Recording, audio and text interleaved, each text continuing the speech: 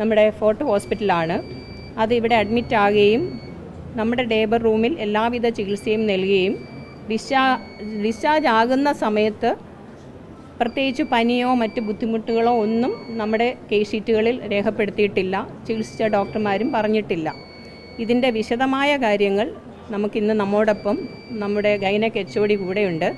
അപ്പോൾ SITയിൽ നമ്മുടെ ലേബർ റൂമിൽ ഉണ്ടായിരുന്ന ചികിത്സയുടെ കാര്യങ്ങളും മറ്റ് വിഷയങ്ങളും സംസാരിക്കുന്നതാണ്. പിന്നെ ഒരു കാര്യം പ്രത്യേകമായി പറയേണ്ടത്, നമ്മുടെ ലേബർ റൂം നമ്മുടെ ലക്ഷ്യ സ്റ്റാൻഡേർഡ്സ് പ്രകാരം വളരെയധികം ഒരു തരത്തിലും ഇൻഫെക്ഷൻ വരാത്ത രീതിയിൽ അണുവിമുക്തമായിട്ട് മാത്രമാണ് നമ്മൾ മുന്നോട്ട് പോകുന്നത്. എല്ലാ മാസവും മൈക്രോബയോളജി സർവൈലൻസും ചെയ്യുന്നതാണ്. ഇതിൽ എന്താണ് സംഭവിച്ചത്, അതുകൂടാതെ ഈ കുട്ടി വീട്ടിൽ പോയതിനു ശേഷമാണ് പനിയും ഛർദിലുമായിട്ട് വന്നിരിക്കുന്നതും. അത് വന്നപ്പോൾ തന്നെ അതീവ ഗുരുതരമായ അവസ്ഥയിലായിരുന്നു. ലേബർ റൂമിലെ മറ്റു കാര്യങ്ങൾ മാഡം സംസാരിക്കുന്നതായിരിക്കും.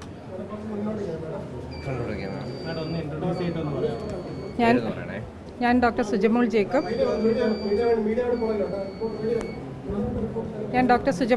ഇവിടെ ഗൈനക്കോളജിയുടെ ഹെഡ് ഓഫ് ദി ഡിപ്പാർട്ട്മെൻറ്റായിട്ട് പ്രവർത്തിക്കുന്നു.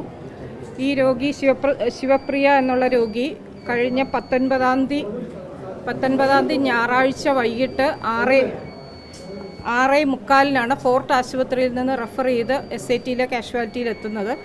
അന്ന് ആ കുട്ടിക്ക് 36 ആഴ്ചയും 6 ദിവസവും പ്രഗ്നൻസി പീരീഡാണ്. അപ്പോൾ അനക്കക്കുറവ് എന്നുള്ള ഒരു കംപ്ലയിൻറ്റുമായിട്ടാണ് ഫോർട്ടിൽ നിന്ന് നമുക്കിവിടെ റെഫർ ചെയ്ത് വന്നത്. അന്ന് 19-ാം തീയതി വൈകിട്ട് വന്നു. ഇവിടെ ലേബർ റൂമിലോട്ട് തന്നെ നേരിട്ട് അവളെ അഡ്മിറ്റ് ചെയ്ത് ബേബിയുടെ അനക്കം ശ്രദ്ധിച്ചപ്പോൾ അനക്കത്തിന് പ്രോബ്ലം ഒന്നും മെഷീൻ വെച്ച് നോക്കിയിട്ട് ഡോക്യുമെൻറ്റ് ചെയ്തിട്ടില്ല. അതുകൊണ്ട് അന്ന് രാത്രിയിൽ അത് അവിടെ മോണിറ്റർ ചെയ്തു. പേഷ്യൻറ്റിന് പ്രത്യേകിച്ച് പനിയോ വേറെ ഒന്നും രോഗിക്കും ഒരു ഇൻഫെക്ഷൻ്റെ ലക്ഷണങ്ങളൊന്നും അന്ന് രാത്രിയിലും കാണിച്ചിരുന്നില്ല. പിറ്റേ ദിവസം തിങ്കളാഴ്ച രാവിലെ 8:30 ആ യൂണിറ്റിൻ്റെ ചീഫായ ഡോക്ടർ അജിത് ഡോക്ടർ വന്ന് പേഷ്യൻറ്റിനെ കണ്ടിട്ടുണ്ട്.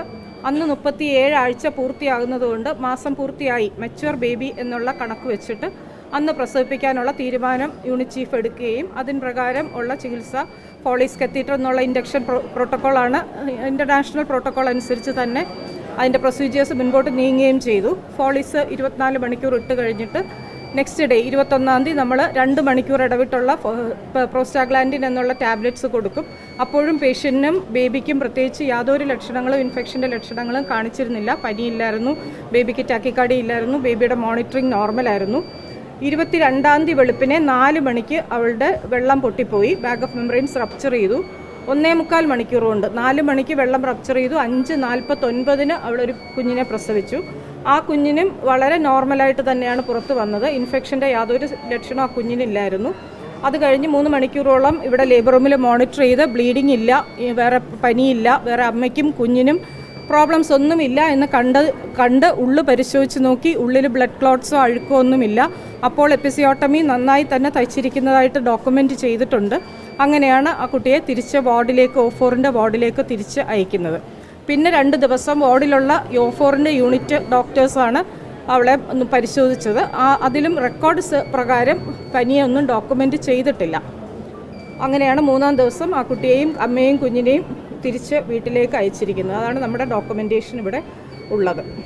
ഡോക്ടറെ, ബന്ധുക്കൾ പറയുന്നത് ഉള്ളു പരിശോധിച്ച് നോക്കിയില്ല, കൃത്യമായിട്ട് ഉള്ളു പരിശോധിച്ച് നോക്കിയില്ലെന്നാണ് അവർ ഉന്നയിക്കുന്ന പ്രധാനപ്പെട്ട ഒരു ആരോപണം. ഏതൊരു പ്രസവം കഴിഞ്ഞും പ്രസവം എടുക്കുന്ന വ്യക്തി പ്രസവത്തിൻ്റെ അവസാനം സ്റ്റിച്ച് ഇട്ട് കഴിഞ്ഞിട്ട് അകത്ത് ബ്ലഡോ ക്ലോട്ട്സോ അഴുക്കോ ഉണ്ടോ എന്നുള്ളത് റുട്ടീനായിട്ട് തന്നെ നോക്കും.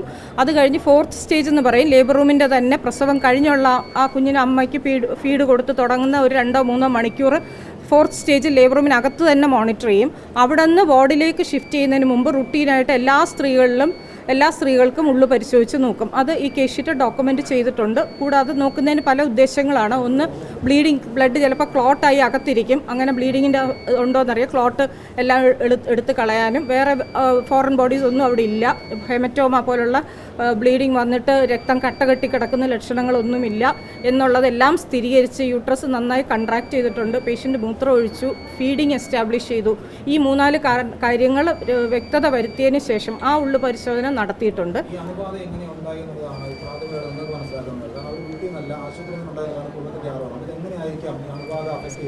സാധാരണഗതിയിൽ ഒരു പ്രസവ സംബന്ധമായിട്ടൊരു അണുബാധ ഉണ്ടാകുന്നതെന്ന് പറയുന്നത് ഒരു പ്രൊലോങ്ഡ് പ്രസവം, ചിലപ്പോൾ നമുക്ക് ഇവിടെ തന്നെ പ്രസവ വേദന തുടങ്ങിയിട്ട് കുറേ മണിക്കൂറുകൾ വെയിറ്റ് ചെയ്യുന്നതായിരിക്കാം, അല്ലെങ്കിൽ റെഫർ ചെയ്ത് വരുമ്പോൾ തന്നെ ഏറെ മണിക്കൂറുകൾ പ്രസവവേദനയായി കിടന്ന് പല പ്രാവശ്യം പല ഡോക്ടേഴ്സ് ഉള്ളു പരിശോധിച്ച് പേഷ്യൻ്റ് ഇവിടെ വരുമ്പോൾ തന്നെ പനിയും ഫീറ്റൽ ടാക്കിക്കാർഡിയൊക്കെ ആയിട്ട് വരുന്നവരിൽ പ്രസവം കഴിയുമ്പോൾ ഒരു പോസ്റ്റ്മോർട്ടം സെപ്സിസ് എന്നൊരു കോറിയോ അമ്നിയോണൈറ്റിസ് എന്നൊരു എൻറ്റിറ്റി ഉണ്ടാകാം. പക്ഷേ ഈ രോഗിക്ക് അല്ലെ ഈ ലേഡിക്ക് അതിൻ്റെ യാതൊരു കാരണങ്ങളും ഇവിടെ കാണുന്നില്ല. ബിക്കോസ് വന്നു, നമ്മൾ ഇൻഡ്യൂസ് ചെയ്തു, 1.25 മണി, സാധാരണ ഈ ഇൻഫെക്ഷൻ കയറാൻ പറയുന്ന 18 മണിക്കൂറോളം മെംബ്രെയിൻ റപ്ചർ ചെയ്ത് കഴിഞ്ഞിട്ട് പ്രസവിക്കുന്നവരിലാണ് ഇൻഫെക്ഷൻ ഒരു പ്രോസസ്സുണ്ട്, അണുക്കൾ അകത്ത് കയറി പെരുകാനുള്ളൊരു സമയമുണ്ട്. അതൊരു 18 മണിക്കൂർ വരെ സേഫ് ആണെന്നാണ് പറയുന്നത്. കോറിയോ അമ്നിയോണൈറ്റിസ് ഡെവലപ്പ് ചെയ്യാൻ എടുക്കുന്ന സമയം മെംബ്രെയിൻ റപ്ചർ ചെയ്ത് കഴിഞ്ഞാൽ 12 to 18 hours കഴിയണം. അങ്ങനെ രോഗി വെള്ളം പൊട്ടിപ്പോയി കിടക്കുമ്പോഴാണ് ഗർഭാശയം. ഇതിപ്പോൾ 1.25 മണിക്കൂർ മാത്രമേ ഉണ്ടായിരുന്നുള്ളൂ. 4 മണിക്ക് മെംബ്രെയിൻ റപ്ചർ ചെയ്തു, 5:15, 5:45 അവൾ പ്രസവിച്ചു. അപ്പോൾ ഇൻട്രാ പാർട്ടം ഒരു സെപ്സിസിൻ്റെ ഒരു ലക്ഷണങ്ങളും പ്രസവ മുറിയിൽ നിന്ന് സമയത്ത് അവൾക്ക് ഇൻഫെക്ഷൻ്റെ ലക്ഷണങ്ങളില്ല. പ്രസവ മുറിയിൽ പ്രസവത്തിൻ്റെ സമയത്ത് ഇൻഫെക്ഷൻ ഉണ്ടാകാനുള്ള ഒരു സാധ്യതയുമില്ല.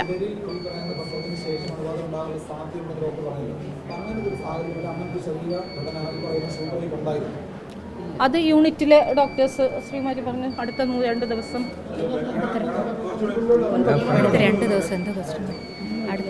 അടുത്ത 2 ദിവസവും പേഷ്യൻറ്റിനെ ലേബർ റൂമിൽ നിന്ന് വാർഡിലോട്ട് മാറ്റി അടുത്ത 2 ദിവസം ഞങ്ങളെല്ലാവരും റൗണ്ട്സിന് പേഷ്യൻറ്റിനെ കണ്ടിട്ടുണ്ട്. എല്ലാം നമ്മൾ ചെക്ക് ചെയ്യും. പിന്നെ ബ്രസ്റ്റിൽ ഇങ്ങനെ എന്തെങ്കിലും പാല് കെട്ടിക്കിടപ്പുണ്ടോ, അല്ലെങ്കിൽ പിന്നെ ലോക്കലി നോക്കും, പാഡ് നമ്മൾ എടുത്ത് നോക്കും, എല്ലാം ചെയ്തു. പനി ഒന്നും തന്നെ ഉണ്ടായിരുന്നില്ല. അങ്ങനെ എല്ലാം നോർമൽ ആയതുകൊണ്ട് തന്നെയാണ് 3-ാമത്തെ ദിവസം ഡിസ്ചാർജ് ചെയ്തത്.